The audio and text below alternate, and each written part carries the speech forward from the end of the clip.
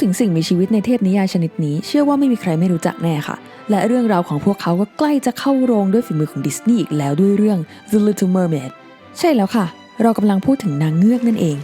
งด้วยความที่นางเงือกมีตำนานอยู่ทั่วโลกเลยไม่ว่าจะเป็นฝั่งยุโรปตะวันออกกลางสแกนดิเนเวียจีนเกาหลีญี่ปุ่นหรือแม้แต่ไทยทำให้เราอดสงสัยไม่ได้ว่าแล้วนางเงือกเนี่ยมีจริงๆหรือเปล่าไม่งั้นทุกชาติทุกทวีปก็จะเข้าใจผิดกันหมดเลยเหรอแล้วถ้าสมมติว่านางเงือกเนี่ยมีจริงๆพวกเขาจะมีรูปร่างหน้าตาแบบไหนกันจะเหมือนที่สื่อผลิตออกมาหรือเปล่าถ้าใครเคยสงสัยอะไรแบบนี้แล้วยังไม่มีคำตอบวันนี้เราไปหาคำตอบกันค่ะสำหรับคนที่ไม่รู้จักนางเงือกนะคะนางเงือกเป็นสิ่งมีชีวิตในตำนานที่อาศัยอยู่ในท้องทะเลอันกว้างใหญ่โดยมีท่อนบนเป็นหญิงสาวสวยและท่อนล่างเป็นปลาโดยจะเรียกเป็นภาษาอังกฤษว่า mermaid ซึ่งถ้าถอดรากภาษาออกมาแล้ว mer ในที่นี้จะแปลว่าทะเลส่วน maid ก็หญิงสาวส่วนเงือกผู้ชายก็จะเรียกว่า merman ถ้าเป็นชาวเงือกก็ mer people หรือว่า mer folks make sense ไหมคะนางเงือกมักจะถูกกล่าวถึงในเรื่องเล่าและก็นิทานต่างๆคู่กับเหตุการณ์ที่เกี่ยวกับท้องทะเลเช่นเหตุการณ์เรือล่มพายุน้ำท่วมโดยมีการกล่าวถึงกันมาตั้งแต่สมัยก่อนประวัติศาสตร์แล้วจากภาพวาดในถ้ำสมัยยุคหินและในสมัยบาบิโลเนียโบราณก็มีการวาดภาพถึงด้วยเช่นกันโดยส่วนใหญ่จะเป็นเงือกผู้ชายและก็มีเงือกสาวน้อยปะปนมาบ้างเป็นครั้งคราวนอกจากนี้ก็ยังมีตำนานและก็เรื่องราวลึกลับต่างๆเกี่ยวกับนางเงือกในทุกทวีปทั่วโลกเลย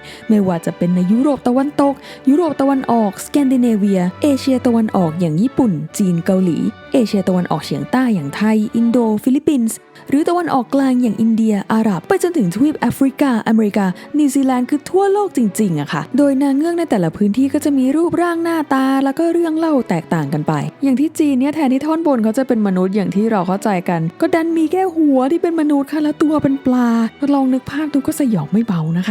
ะซึ่งถ้าเรามาไล่ทีละทวีปทีละประเทศเนี่ยคลิปนี้มันก็อาจจะไม่จบภายในเวลาประมาณ10นาทีนะคะฉะนั้นเราจะมาพูดถึงนางเงือกโดยรวมที่เข้าใจกันว่าท่อนบนเป็นหญิงสาวนะแล้วท่อนล่างเป็นปลานะหรือว่าท่อนบนเป็นคนท่อนล่างเป็นปลานั่นเองค่ะตั้งแต่ในอดีตแล้วมีการบันทึกถึงการพบเห็นนางเงือกกันในหลายบริเวณทั่วโลกยกตัวอย่างเช่น Pliny the Elder ซึ่งเป็นนักปราชญ์และนักธรรมชาติวิทยาชาวโรมันก็ได้บันทึกลงในหนังสือ Natural History ในช่วงศตวรรษแรกว่าเขาได้พบเห็นนางเงือกเพศชายแถวๆชายฝั่งแห่งหนึ่งซึ่งปัจจุบันก็คือเมืองลิสบอนประเทศโปรตุเกสอีกตัวอย่างหนึ่งก็คือในปี 1493 คริสโตเฟอร์โคลัมบัสผู้โด่งดังของพวกเรานะคะซึ่งเป็นนักสำรวจแล้วก็นักเดินเรือชาวอิตาลีกล่าวว่าเขาได้พบเห็นนางเงือก3ตน3ตัว3คน3หน่วย3นางเงือกนั่นแหละค่ะแต่ในยุคหลังๆก็ว่ากันว่าจริงๆแล้วเขาอาจจะเห็นพยูนแล้วก็เข้าใจผิดว่าเป็นนางเงือกมากกว่าฟีลแบบนักเดินเรืออยู่ในเรือนานไม่เห็นหญิงสาวเห็นพยูนก็โอ้โหหญิงสาวพอคิดแบบนี้แล้วก็ขำดีอะเนาะที่ผ่านมาก็มีผู้คนออกมาบอกว่าเห็นนางเงือกตามที่ต่างๆซึ่งส่วนหนึ่งก็เป็นพวกที่ทำวิดีโอหรือว่ารูปปลอมขึ้นมาเองบางคนก็ถึงขั้นเอาซากลิงมาผสมกับปลาเองเลยจนถึงปัจจุบันก็ยังมีคนพบเห็นนะคะแต่ว่าก็ไม่ได้รับการยอมรับอย่างเป็นที่กว้างขวางเพราะว่ามันไม่มีหลักฐานเป็นชิ้นเป็นอันนะสิและในปี 2012 นี่เองทาง National Ocean Service ของสหรัฐอเมริกาก็ออกมายืนยันเองเลยว่ายังไม่เคยมีหลักฐานที่สามารถบ่งบอกได้ว่านางเงือกมีจริงแต่นั่นไม่ได้แปลว่านางเงือกจะมีจริงไม่ได้ถูกไหมเพราะว่ามนุษย์เราเพิ่งสำรวจทะเลกันไปได้แค่ประมาณ 20% เท่านั้นเองยังเหลืออีกตั้ง 80% ที่ไม่มีใครรู้จัก There's an empty space for your imagination งั้นถ้านางเงือกมีจริงพวกเขาจะรูปร่างหน้าตาเป็นยังไงกันนะเวลาภาพยนตร์หนังสือหรือว่าสื่อต่างๆทำนางเงือกออกมาแต่ละที่แต่ละเรื่องก็จะแตกต่างกันไปอย่างนางเงือกเวอร์ชันเจ้าหญิงแอเรียลที่ดิสนีย์ดัดแปลงจากเรื่อง The Little Mermaid ที่แต่งโดยนักเขียนชาวเดนนิชชื่อว่า Hans Christian Andersen นางเงือกที่อยู่ทั้งในการ์ตูนแล้วก็ในภาพยนตร์เวอร์ชันคนแสดงก็จะมีท่อนบนเป็นมนุษย์แบบมนุษย์เลยอะส่วนท่อนล่างก็จะเป็นปลาแบบปลาเช่นเดียวกับนางเงือกจาก The Pirates of the Caribbean ภาค On Stranger Tides แต่พอเป็นในเรื่อง Harry Potter ภาคที่4 Harry Potter กับถ้วยอัคนีหรือว่า Harry Potter and the Goblet of Fire เราก็จะได้เห็นฉากในหนังที่นางเงือกคือน่ากลัวมากเวอร์ที่ท่อนล่างก็จะเป็นปลาส่วนท่อนบนก็เป็นส่วนผสมระหว่างปลากับมนุษย์งั้นถ้าเราอิงตามธรรมชาติส่วนใหญ่แล้วนางเงือกจะมีหน้าตาเป็นยังไงอวัยวะจะเหมือนเราไหมผิวพรรณเป็นมนุษย์เหมือนในหนังเลยหรือเปล่าเรามาดูความเป็นไปได้กันค่ะเริ่มจากสีผิวก่อนเลยซึ่งถ้าจะพูดถึงสีผิวเนี่ยเราก็จะขอยกข้อมูลเรื่องนี้ขึ้นมาอธิบายให้เข้าใจกันก่อนที่จะมาดูความเป็นไปได้ของสีผิวนางเงือกกันนะคะการที่คนเรามีสีผิวต่างกันเนี่ยก็จะเป็นเรื่องของเซลล์ในร่างกายนั่นเองค่ะโดยร่างกายของเราก็จะมีเซลล์ชนิดหนึ่งชื่อว่าเมลาโนไซต์ซึ่งทำหน้าที่สร้างเมลานินหรือว่าเม็ดสีแล้วก็มีปัจจัยหลายอย่างที่ส่งผลต่อการสร้างเม็ดสีนั้นซึ่งมาจากพันธุกรรมฮอร์โมนและแสงแดดถ้าอิงจากในการ์ตูนนางเงือกน้อยที่ชาวเงือกก็จะมีอาณาจักรใต้บาดาลของตัวเองเป็นบริเวณกว้างขวางที่ก้นบึ้งของมหาสมุทร นั่นก็หมายความว่าบริเวณนั้นจะไม่มีแสงแดดส่องเข้าไปถึงได้เลยนะคะคือจะต้องมืดมากๆเลยอะหรือต่อให้ขึ้นมาใกล้ๆผิวน้ำบ้างก็จะยังไม่ได้รับแสงแดดมากมายอยู่ดีดังนั้นถ้านางเงือกมีจริงเซลล์ผิวของนางเงือกก็ไม่จำเป็นต้องผลิตเมลานินหรือว่าเม็ดสีเท่ากับมนุษย์ค่ะซึ่งเป็นไปได้ว่านางเงือกทั้งหลายนั้นจะมีผิวเผือกกันนั่นเองแต่ในกรณีที่นางเงือกเป็นสิ่งมีชีวิตที่ต้องโผล่ขึ้นมาผิวน้ำเพื่อเอาอากาศบ่อยๆเนี่ยผิวของนางเงือกก็จะเข้มขึ้นตามเม็ดสีที่มีเช่นกันตามธรรมชาติค่ะนอกจากสีผิวแล้วลักษณะผิวก็สำคัญเช่นกันผิวของมนุษย์เราเวลาแช่น้ำนานๆเนี่ยเราก็จะผิวเหี่ยวถูกไหมเคยสังเกตนิ้วตัวเองไหมคะเพราะว่าเราเป็นสัตว์บกค่ะแช่น้ำนานๆก็จะเปื่อยก็จะยุ่ยได้ตามมาด้วยอาการเจ็บปวดและสุดท้ายก็จะกลายเป็นรังของเชื้อราและแบคทีเรียดังนั้นนางเงือกจะมามีผิวเหมือนมนุษย์ไม่ได้ผิวที่ถูกออกแบบมาให้อยู่ใต้น้ำได้จะไม่ใช่ผิวหนังของมนุษย์แต่น่าจะเป็นเกล็ดมากกว่าหรือถ้าใครคิดว่าเกล็ดมันทำลายความฝันมากเกินไปงั้นมาดูตัวเลือกที่2กันค่ะก็น่าจะเป็นผิวที่มีชั้นไขมันอยู่ค่อนข้างมากเพื่อที่จะปกป้องเหล่านางเงือกจากอุณหภูมิหนาวเย็นใต้ทะเลอย่างเช่นผิวย่นๆหนาๆของพยูนหรือดีกว่านั้นหน่อยก็น่าจะเป็นผิวแบบโลมาค่ะ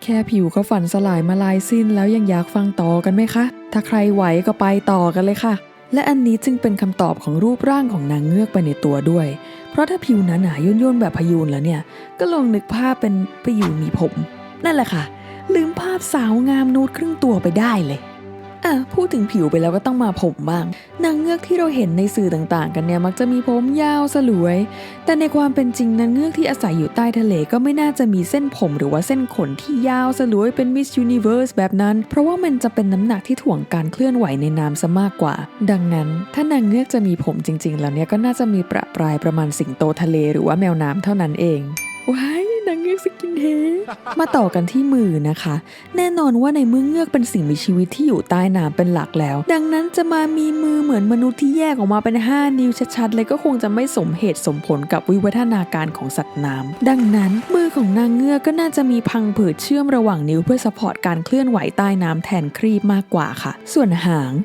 งเนื่องจากเงือกเป็นสัตว์เลี้ยงลูกด้วยนมซึ่งอันนี้แอสซูมจากท่อนบนที่ว่าเหมือนมนุษย์นะดังนั้นหางของนางเงือกก็ไม่น่าจะใช่แนวหางปลาแบบที่สื่อส่วนใหญ่ทำกันแต่น่าจะเป็นแนวสัตว์เลี้ยงลูกด้วยนมอย่างวาฬหรือว่าโลมามากกว่าต่อมาที่การหายใจเนื่องจากมักมีผู้พบเห็นนางเงือกตามชายฝั่งต่างๆซึ่งเป็นมหาสมุทรเปิดกว้างแปลว่าเงือกอาจจะไม่ใช่สิ่งมีชีวิตที่หายใจใต้ทะเลเท่านั้นเหมือนกับปลาแต่ว่าจะต้องโผล่ขึ้นมาหายใจบนพื้นผิวได้เช่นกันนั่นหมายความว่าเงือกอาจจะไม่ได้หายใจทั้งเงือกแต่อย่างไรก็ตามนะคะด้วยความที่เงือกต้องขึ้นมาหายใจบนพื้นผิวบ้างพวกเขาจะต้องมีปอดที่ใหญ่แล้วก็แข็งแรงเช่นเดียวกับวาฬและโลมาซึ่งเป็นสัตว์เลี้ยงลูกด้วยนมที่มีวิวัฒนาการมาจากสัตว์บกค่ะแต่ในทางกลับกันถ้าหากว่าเงือกเป็นสิ่งมีชีวิตที่อยู่ได้แค่ใต้ทะเลเท่านั้นเงือกก็จะต้องมีเหงือกไว้หายใจด้วยค่ะซึ่งเพื่อความสวยงามก็สมมติว่ามันซ่อนอยู่หลังหูก็แล้วกันนะคะและจมูกก็จะมีหน้าที่เพื่อดมกลิ่นแล้วก็รับรสเท่านั้นค่ะไม่ได้มีไว้เพื่อหายใจดังนั้นก็ไม่น่าจะขึ้นมาเป็นดั้งแบบของมนุษย์แต่ว่าน่าจะแบนติดหน้าไปแบบปลามากกว่า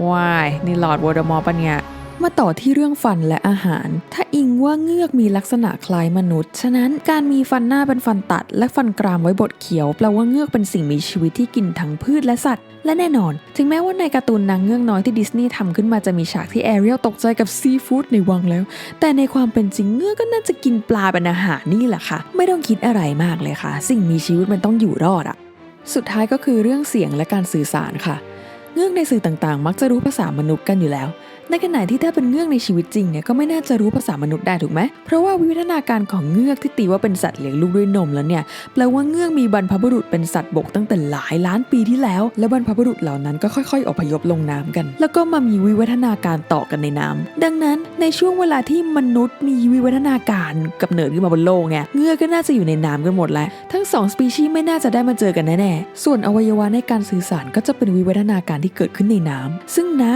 ำมีความหนาแน่นมากกว่าอากาศดังนั้นก็จะส่งผลให้เสียงที่เงือกเปล่งออกมาเนี่ยเหมือนกับสัตว์น้ำอย่างเช่นวาฬหรือว่าโลมามากกว่ามนุษย์ที่มีวิวัฒนาการบนบกมาตลอดนั่นเองค่ะจบแล้วค่ะคลิปหรอเปล่าฝันค่ะนี่เราดับฝันเพื่อนๆไปกี่คนแล้วคะแต่เอาจริงไหมจากที่พูดมาทั้งหมดอะเราว่าเงือกจากแฮร์รี่พอตเตอร์ใกล้เคียงสุดแล้วถ้าอิงจากความเป็นไปได้ไม่สวยงามเลยแม่ถ้าใครมีข้อมูลอื่นๆมากกว่านี้อย่าลืมมาแชร์ให้เราแล้วก็เพื่อนๆคนอื่นรู้กันนะคะส่วนถ้าใครชอบคลิปนี้ก็อย่าลืมกดไลค์เป็นกำลังใจแล้วก็กดแชร์เพื่อนๆดูแล้วก็กด subscribe เพื่อติดตามคอนเทนต์แบบนี้ต่อไปนะคะสำหรับวันนี้เราก็ต้องขอตัวลาไปก่อนแล้วพบกันคลิปหน้าค่ะสวัสดีค่ะ